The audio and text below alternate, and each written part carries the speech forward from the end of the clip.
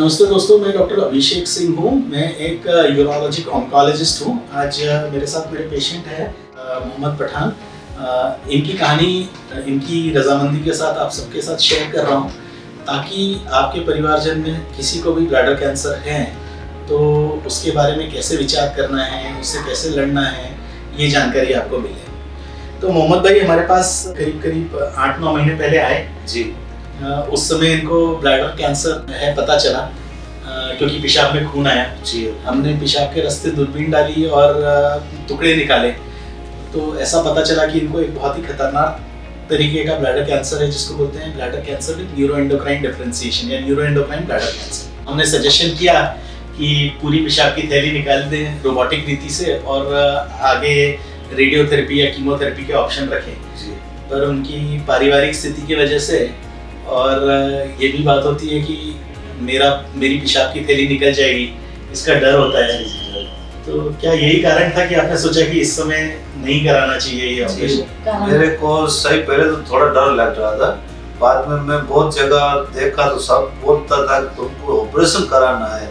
गुजरात का first number hospital है मुंशी भाई पटेल, उसमें स्पेशलिस्ट खास डॉक्टर आपका नाम है अभिषेक सिंह, उसको सिंह सर करके सब बुलाते हैं, उसके पास जाओ। फिर मैं और मेरा भाई इधर आया, बोर्ड में आपका नाम देखा तो बोला कि हमको ये सर से मिलना है, तो वो फाइल पूरा बनाया, बाद में आपसे मुलाकात किया।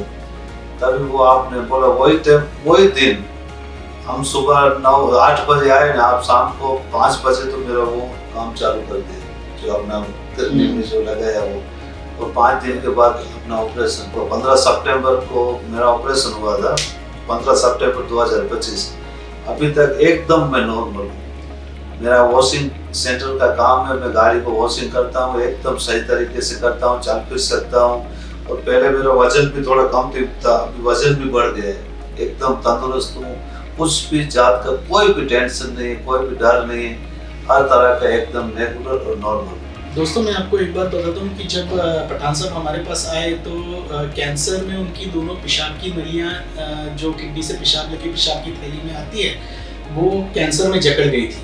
तो उनकी दोनों किडनी में सूजन आ गई थी। इनका क्रिएटिनिन यानी किडनी का काम करने का जो मापदंड है वो बताता था कि दोनों किडनियों के काम एकदम कमज़ोर हो चुका है। तो हमने दोनों किडनियों में पहले नली रख दी, उससे इनकी किडनी का काम सुधर गया। फिर हमने एक MRI करके देखा कि पेशाब की थैली को फिर भी कम्प्लीटली निकाला जा सकता है सेफली। तो हमने रोबोटिक विधि से ये ऑपरेशन कर दिया। इनका जो फाइनल रिपोर्ट था वो T4 यानी कि पेशाब की थैली से ट्यूमर बाहर जाके आजू बाजू के अंगों को लग रहा था और इनकी लिम्फ नोड भी पॉजिटिव थे और ये न्यूरोएंडोक्राइन टाइप का कैंसर था। इसके बाद हमने इनको कीमोथेरेपी दी। ऑपरेशन में अच्छी बात ये हुई कि पूरा ट्यूमर कम्प्लीटली बाहर आ गया। इसके बाद हमने इनको कीमोथेरेपी दी, कीमोथेरेपी कंप्लीट हो गई, उसके 5 महीने हो गए। फिर हमने पहला पेट स्कैन किया, वो पेट स्कैन नेगेटिव है। देखिए ये लड़ाई जो है कैंसर से जारी है, आज ये ख़त्म नहीं है। पर पठान साहब की जो कहानी है उससे हमको एक मोटिवेशन ये मिलता है कि ये किया जा सकता है, इससे लड़ा जा सकता है और हम जीवन की मुख्य धारा में वापस आ सकते हैं।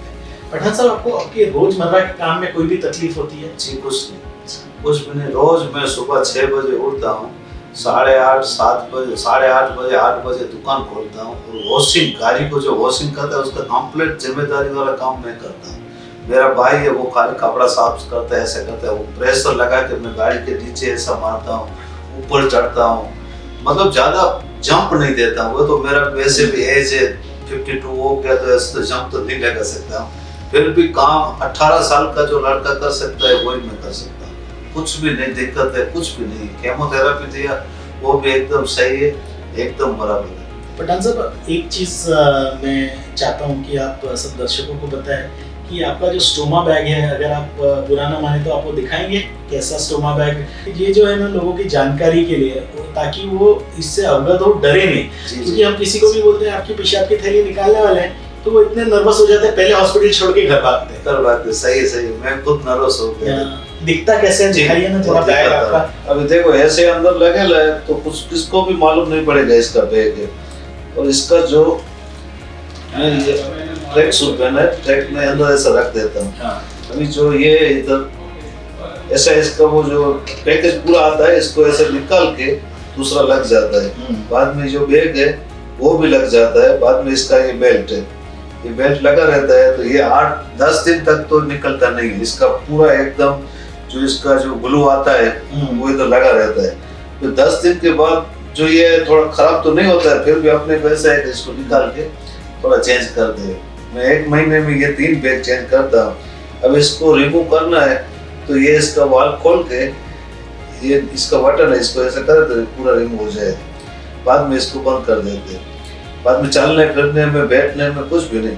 मैं वैसे भी इसको देखो ये पेंट के अंदर ऐसा रहता है तो किसको मालूम भी नहीं पड़ता है ये बदलेला है या नहीं। एकदम मेरा शरीर बरीर बैठने में, चढ़ने में, सोने में, ऐसे बैठने में, देखो अभी ऐसा भी मैं बैठ सकता हूँ, ऐसा बैठ सकता हूँ, ऐसा खड़ा हो जाता हूँ, कुछ भी तकलीफ ऐसा कुछ भी नहीं है, एकदम नॉर्मल और बराबर है। देन आप बताइए ना, क्योंकि जो महिला होती है घर की, उसको जब पुरुष की तबीयत खराब हो जाती है तो उस पर सबसे ज्यादा कयामत जैसी आ जाती है। जब क्या होगा, बच्चों का क्या होगा, मेरा क्या होगा। तो जब ये सब कुछ आपके साथ हुआ तो आपको क्या लग रहा था और आज कैसा लगता है? अभी बहुत अच्छा लगता है। और सर ये मेरी बीवी है, ज्यादा तो पढ़ी लिखी नहीं है, लेकिन हमारे में ना जो इस्लाम में जो कुरान शरीफ पढ़ते वो पढ़ पढ़ के दुआ कर रहे थे और आपको दुआ दे रहे। जो सिंह सर है उसको ऊपर वाला इतना उसको जस दे, माँ भी आपको दुआ देती, हम भी आपको दुआ देते। जो कोई भी काम करे उसका पूरा सक्सेसफुल जाए। क्यों हमको सब ऐसा ही बोलता था। और हमारा जो एक फ्रेंड है याकूब पटेल, तो वो भी बोला कि सबसे बेहतर तुम नडियाद जाओ और सिंह सर से। मेरे को केमो दिया, तभी मेरा रिपोर्ट देखकर बहुत खुश हो गया। बोला तुम्हारा एकदम रिपोर्ट सही है तो बराबर है।